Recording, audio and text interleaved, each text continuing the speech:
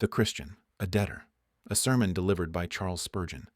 Therefore, brethren, we are debtors. Romans 8, verse 12. Observe the title whereby he addressed the church. Brethren. It was the gospel which taught Paul how to say brother. If he had not been a Christian, his Jewish dignity would never have condescended to call a Roman brother, for a Jew sneered at the Gentile and called him dog.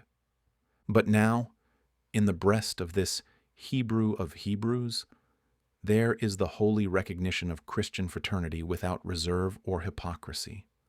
The gospel softened the breast of Paul and made him forget all national animosities. Otherwise, one of the downtrodden race would not have called his oppressor brother. The Roman had his iron foot on the Jew. Yet Paul addresses those who subjugated his race as brethren.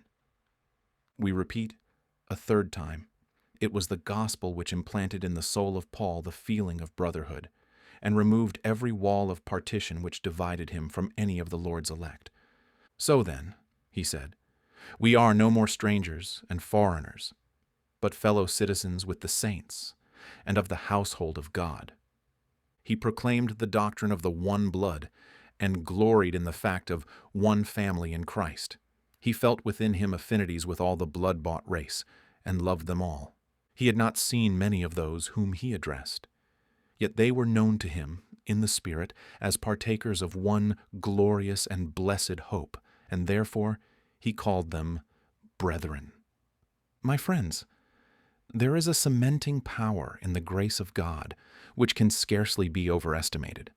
It resets the dislocated bones of society, rivets the bonds of friendship, and welds the broken metal of manhood into one united mass. It makes all brethren who feel its power. Grace links mankind in a common brotherhood. Grace makes the great man give his hand to the poor and confess a heavenly relationship. Grace constrains the intellectual, the learned, the polite, to stoop from their dignity, to take hold of the ignorant and unlettered, and call them friends. Grace weaves the threads of our separate individualities into one undivided unity. Let the gospel be really felt in the mind, and it will toll the knell of selfishness. It will bring down the proud from their elevated solitude, and it will restore the downtrodden to the rights of our common manhood. We need only the gospel thoroughly preached to bring about liberty, equality, and fraternity, in the highest and best sense of these words. Not the liberty, equality, and fraternity which the Democrat seeks for, which is frequently another name for his own superiority, but that which is true and real, that which will make us all free in the Spirit, make us all equal in the person of Christ Jesus, and give us all the fraternity of brethren, seeing that we are all one with our Lord in the common bond of gospel relationship. Let the truths of Christianity work out their perfect work, and pride, bitterness, wrath, envy, and malice must see their graves. This and this alone can restore the peace of divided families and unite disputing relatives. Only let the gospel be preached, and there shall be an end of war. Let it thoroughly pervade all ranks of society and saturate the mind of nations, and there shall be no more lifting of the spears. They shall be used for pruning hooks. No bathing of swords in blood, for they shall be turned into the peaceful plowshares of the soil. We shall then have no hosts encountering hosts. We shall have no millions slain for widows to deplore, but every man shall meet every other man, and call him brother. And men of every kindred and of every tribe shall see in the face of every man a relative allied to them by ties of blood. I am sure I feel myself the force of this word, brother, with regard to many of you. If you be partakers of that glorious hope, if you be believers in our glorious Redeemer, if you have put your trust under the shadow of his wings, my hand and my heart with it, there is that word brother for you, and so addressing you, who love the Lord, under that title. I come at one to the text. Brethren, we are debtors. We are all of us under obligations. Let us consider the fact in the following manner. First, how are we to understand this? And secondly, How ought it to affect us? How are we to understand this? Brethren, we are debtors. We may understand it in 1,000 sense, for indeed we are debtors. Brethren, we who know and love the Lord are debtors, not to one creditor, but to many. We are debtors to the past. Methinks I see the fathers at their midnight lamps, the ancient saints in their much-frequented closets, the thrice-brave preachers in their pulpits denouncing error, and the faithful pastors reproving wrong. To such who have preceded us, we owe the purity of the church, and to them we are debtors. Methinks I see the martyrs and confessors rising from their tombs. I mark their hands still stained with blood, and their bodies scarred with the wound of persecution. They tell me that they of old maintained the truth and preached it in the midst of fire and sword, that they bore death in defense of the cause of God, that they might hand down his holy word inviolate to us. I look on them and see among their glorious ranks some whose names are celebrated in every Christian land as the bold lions of God, the immovable pillars of truth, men of whom the world was not worthy, whose praise is in all the churches, and who are now nearest the eternal throne. And as I look on them, and they on me, I turn to you all and say, Brethren, we are debtors. We are debtors to the men who crossed the sea and laughed at the fury of the storm, who risked the journeying and the weariness, and all the various perils to which they were exposed by reason of robbers and false brethren. We are debtors to each stake at Smithfield. We are debtors to the sacred ashes of the thousands who have there followed Jesus, even unto death. We are debtors to the headless bodies of those who were beheaded for Christ Jesus. We are debtors to those who dared the lions in the amphitheater and fought with wild beasts at Ephesus. We are debtors to the massacred thousands of the bloody Church of Rome and the murdered myriads of her pagan predecessors. We are debtors to them all. Remember the bloody day of St. Bartholomew, the valleys of Piedmont, and the mountains of Switzerland. Let the sacred mounds of our fathers' sepulchres speak to us. Is not this Bible opened and read by us all? The gift of their self-denying faithfulness? Is not the free air we breathe the purchase of their death? Did not they, by bitter suffering, achieve our liberty for us? And are we not debtors to them? Shall we not in some degree repay the immense debt of our obligation by seeking to make the future also debtors to us? That our descendants may look back and acknowledge that they owe us thanks for preserving the Scriptures, for maintaining liberty, for glorifying God? Brethren, we are debtors to the past, and I am quite sure we are debtors to the present. Wherever we go, we gather fresh proofs of the common observation that we are living in a most marvelous age.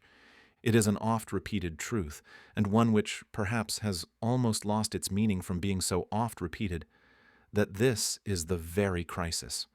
The world has always been in a crisis, but this seems to us to be a peculiar one. We have around us appliances for doing good, such as men never possessed before. We behold around us machinery for doing evil, such as never was at work even in earth's worst days. Good men are laboring, at least with usual zeal, and bad men are strenuously plying their craft of evil. Infidelity, popery, and every other phase of Antichrist are now straining every nerve. The tug of war is now with us. Look around you and learn your duty. The work is not yet done. The time of folding of hands has not yet arrived. Our swords must not yet see their scabbards, for the foe is not yet slain. We see in many a land the proudest dynasties and tyrannies still crushing, with their mountain weight, every free motion of the consciences and hearts of men. We see, on the other hand, the truest heroism for the right and the greatest devotion to the truth in hearts that God has touched. We have a work to do, as great as our forefathers, and perhaps far greater. The enemies of truth are more numerous and subtle than ever, and the needs of the church are greater than at any preceding time. If we be not debtors to the present, then men were never debtors to their age and their time. Brethren, We are debtors to the hour in which we live. Oh, that we might stamp it with truth, and that God might help us to impress upon its wings some proof that it has not flown by neglected and unheeded. And brethren, we are debtors to the future. If we, the children of God, are not valiant for truth now, if we maintain not the great standard of God's omnipotent truth, we shall be traitors to our liege Lord. Who can tell the fearful consequences to future generations if we now betray our trust? If we suffer orthodoxy to fail or God's truth to be dishonored, future generations will despise and execrate our name.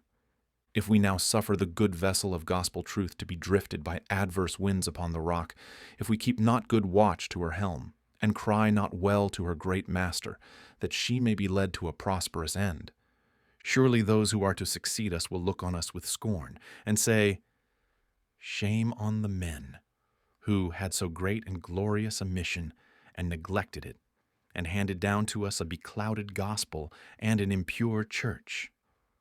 Stand up, you warriors of the truth. Stand up firmly, for you are debtors to the future, even as you are debtors to the past.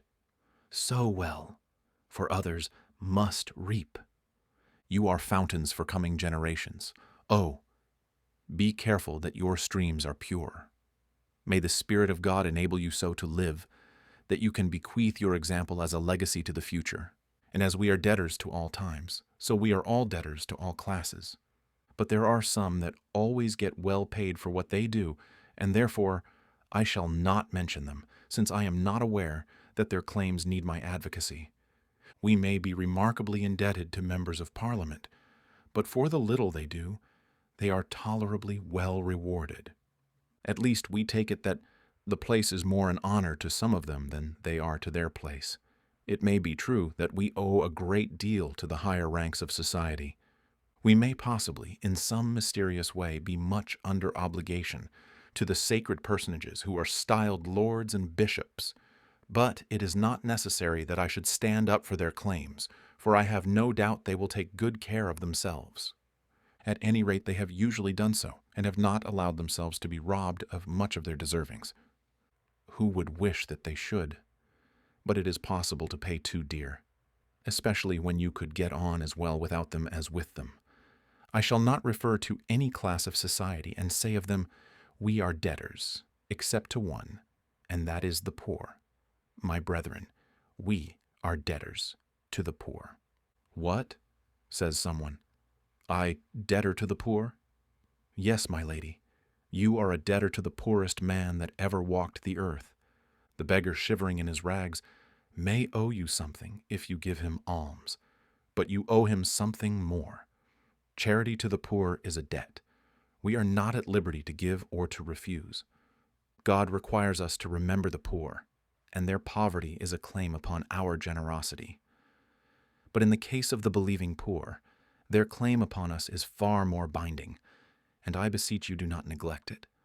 Oh, how much we owe them, when I think how the poor toil day after day, and receive barely enough to keep their souls within their bodies.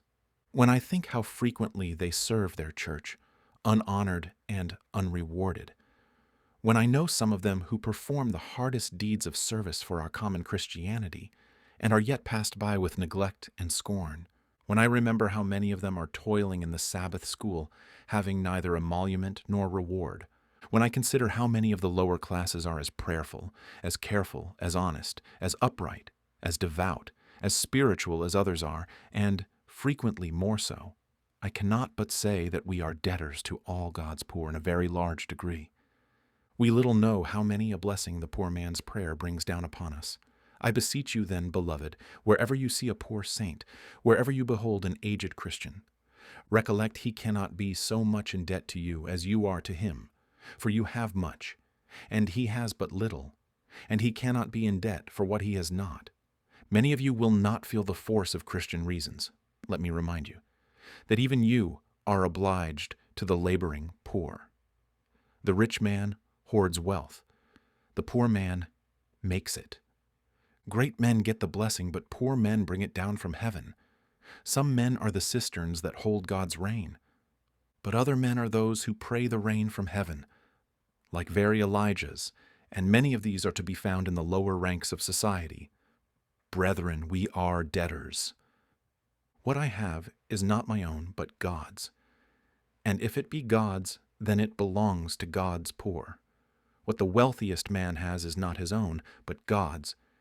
And if it be God's, then it is Christ's. And if Christ's, then his children's.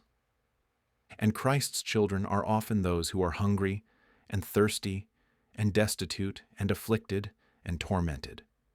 Take care then of that class, brethren, for we are debtors to them. But while I have thus mentioned some of the different classes to whom we are debtors, I have not yet come to the point on which I desire to press your attention. But of the Christian it can be said that he does not owe God's justice a solitary farthing, for Christ has paid the debt his people owed. I am a debtor to God's love. I am a debtor to God's grace. I am a debtor to God's power. I am a debtor to God's forgiving mercy. But I am no debtor to his justice, for he himself will never accuse me of a debt once paid. It was said, "It is finished." And by that was meant that whatever his people owed was wiped away forever from the book of remembrance.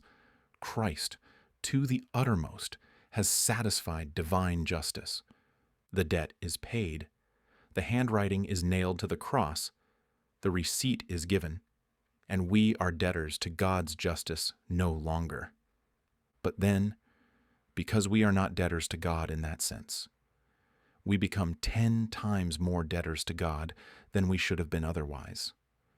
Because he has remitted all our debt of sin, we are all the more indebted to him in another sense. Oh, Christian, stop and ponder for a moment. What a debtor you are to divine sovereignty. You are not as some who say that you did choose yourself to be saved, but you believe that God could have destroyed you, if he had pleased, and that it is entirely of his own good pleasure that you are made one of his, while others are suffered to perish. Consider, then, how much you owe to his sovereignty. If he had willed it, you would have been among the damned. If he had not willed your salvation, all you could do would have been utterly powerless to deliver you from perdition. Remember how much you owe to his disinterested love, which rent his own Son from his bosom that he might die for you. Let the cross and bloody sweat remind you of your obligation. Consider how much you owe to his forgiving grace, that after 10,000 affronts he loves you as infinitely as ever, and after a myriad of sins, his Spirit still resides within you. Consider what you owe to his immutable.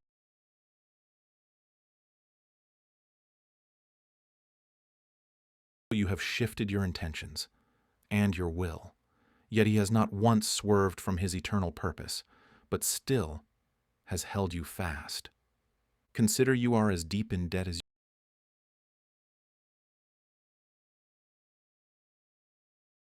you have. Brethren, we are debtors. We are not only debtors to God in the light of gratitude for all these things, but because of our relationship to him.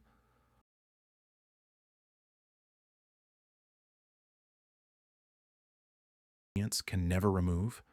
I feel that to the knee that dandled me and the breast that gave me sustenance, I owe more than I can ever pay. And to him who taught me and led me in the paths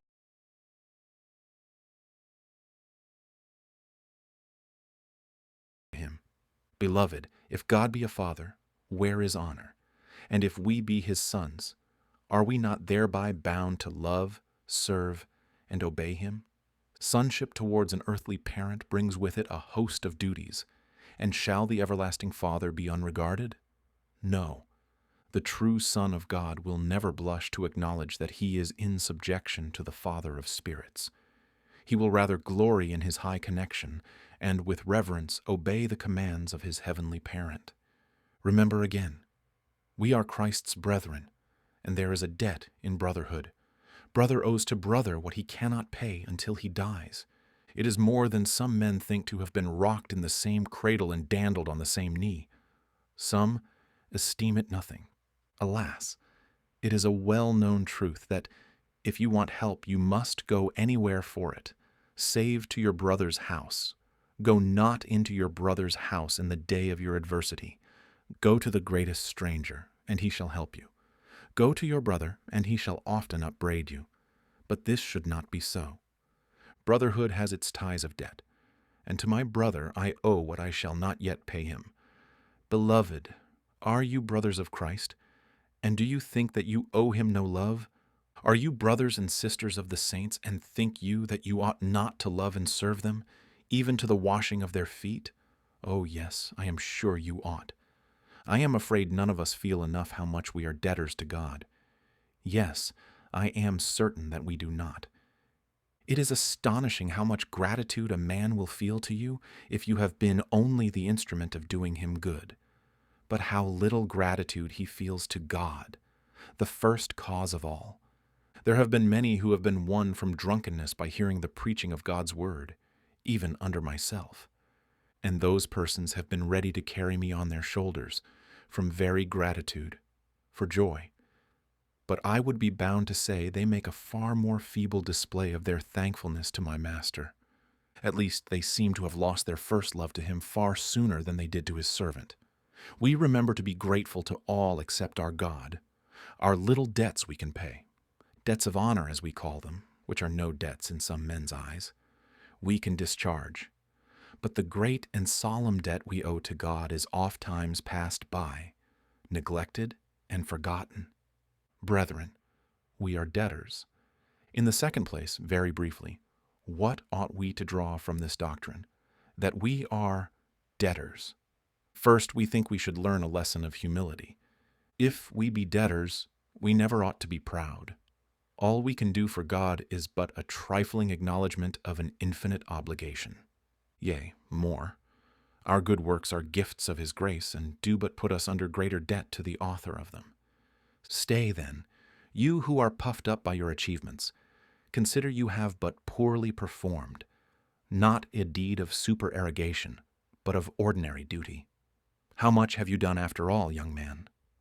I thought I saw you the other day looking amazingly great, because on such an occasion you really had done some little service to Christ's church, and you looked astonishingly proud about it. Young man, did you do more than you ought to have done? No, I did not, you say. I was a debtor. Then who should be proud of having paid only a part of his debt, when, after all, he owes a great deal more than he is worth? Is there anything to be proud of in having paid a farthing in the pound? I take it there is not. Let us do what we may. It is but a farthing in the pound that we shall ever be able to pay of the debt of gratitude we owe to God. It is curious to see how some men are proud of being greater debtors than others. One man has 10 talents, and oh, how proud he is, and how he looks down upon another who has but 1. He says, "Ah, you are a mean man. I have 10 talents. Well then, you owe 10 talents, and your brother owes only 1. Why should you be proud that you owe more than he does? It would be a foolish pride indeed if 2 prisoners in the Queen's Bench were to boast, one saying, 'I owe 100 pounds,' and the other replying, 'I am a greater gentleman than you are, for I owe 1,000. I have heard that, in the Marshalsea of old, they did take rank according to the greatness of their debts. It is often so on earth. We take rank at times according to the greatness of our talents, but the greatness of our talents is only the amount of our debt. For the more we have, the more we owe. If a man walks the streets, sticking his bill upon his breast and proclaiming with pride that he is a debtor, you would say, sure he must be a madman. Lock him up. And so if a man walk through the earth and lift up his head because of what God has given him, and say, I am not to notice the poor, I am not to shake hands with the ignorant, because I am so great and mighty, you may with equal reason say, take away that poor creature. His pride is his insanity. Put him in safe custody, and let him learn that all he has is his debt, and that he has no cause for pride. Then again, how zealous we should be for our master. Though we cannot pay all, we can at least acknowledge the debt. It is something on the part of a debtor, if he will, but acknowledge the claim of his creditor. Oh, how ought we day by day to seek, by living unto God, to acknowledge the debt we owe to him. And if we cannot pay him the principal, yet to give him some little interest upon the talent which he has lent to us, and upon those stupendous mercies which he has granted to us. I beseech you, my dear friends, take this thought with you wherever you go. I am a debtor. I must serve my God. It is not left to my pleasure whether I will do it or not. I am a debtor, and I must serve him. If we all believed this, how much easier it would be to get our churches into good order. I go to one brother, and I say, "Brother, there is such and such an office in the Sabbath school. Will you take it?" "Well, sir, you know how much I love the cause, and how earnest I am in doing everything that I can to serve my Maker. But now comes the end of it all. I really work so hard all the week that I cannot afford to go out on the Sabbath to Sunday schools." There you see, that man does not know that he is a debtor. I take him a bill tomorrow morning, and he says, "Do you come begging?" I say, "No, I have brought a bill. Look at it." "Oh, yes," he says, "I see. There is the cash." Now that is the way to act, to feel and acknowledge that you are a debtor, when there is a thing to be done, to do it, and to say, "Do not thank me for it. I have only done what I ought to have done. I have only paid the debt that I owed." Then let me give you just one piece of homely advice before I send you away. Be just before you are generous, and especially before you are generous to yourselves. Take care that you pay your debts before you spend money upon your pleasures. I would recommend that to many Christians. Now, there are some of you here burdening us tonight and making us very hot. You have been very generous to yourselves by coming here, but not very just to your ministers in neglecting the places of worship where you ought to have gone. You said to yourselves, "We have no doubt we ought to be there." That is our debt. Nevertheless, we should like to gratify our curiosity for once by hearing this singular preacher, who will be sure to say something extravagant that will furnish the occasion for a joke for the next fortnight. Now, why did you come here till you had paid your debt? You should have rallied round your own minister and strengthened his hands in the work of the Lord. Again, how many a man is there who says, "I want such and such a luxury. I know the cause of God demands of me more than I give it, but I must have that luxury. That shilling shall go to myself and not to God." Now, if you had a debtor who owed you more than he could pay, and you saw him going off on pleasure in a horse and gig tomorrow, you would say, "It is all very well his having that fine horse and gig, and going down to Greenwich. But I would rather that he should pay me the 10-pound note I lent him the other day. If he cannot afford to pay, he ought to keep at home till he can." So in regard to God. We come and spend our time and our money upon our pleasures before we pay our just and fair debts. Now, what is not right towards man is not right towards God. If it is robbing man to spend the money in pleasure wherewith we ought to pay our debts, it is robbing God if we employ our time, our talents, or our money in anything but his service until we feel we have done our share in that service. I beseech you, members of churches, deacons, or whatever you may be, lay this to heart. To God's cause you are debtors. Do not expect to get thanked at last for doing much, for after all you have done, you will only have done what is your duty. Now, farewell to such of you as are debtors in that sense, but just one word to those who are debtors in the other sense. Sinner, you who owe to God's justice, you who have never been pardoned, what will you do when it is time to pay up? My friend over there, you who have run up a score of black sins, what will you do when that day comes with no Christ to pay your debts for you? What will you do if you are out of God and out of Christ at the last day, when the whole roll of your debts to God shall be opened, and you have no Christ to give you a discharge? I beseech you, agree with your creditor quickly, while you are in the way with him, lest he deliver you to the judge, and the judge deliver you to the officer to cast you into prison. Verily I say unto you, you shall not come out till you have paid the uttermost farthing. But if you agree with your creditor, he will, for Jesus' sake, blot out all your debts and set you at liberty, so that you shall never be amenable for your iniquities.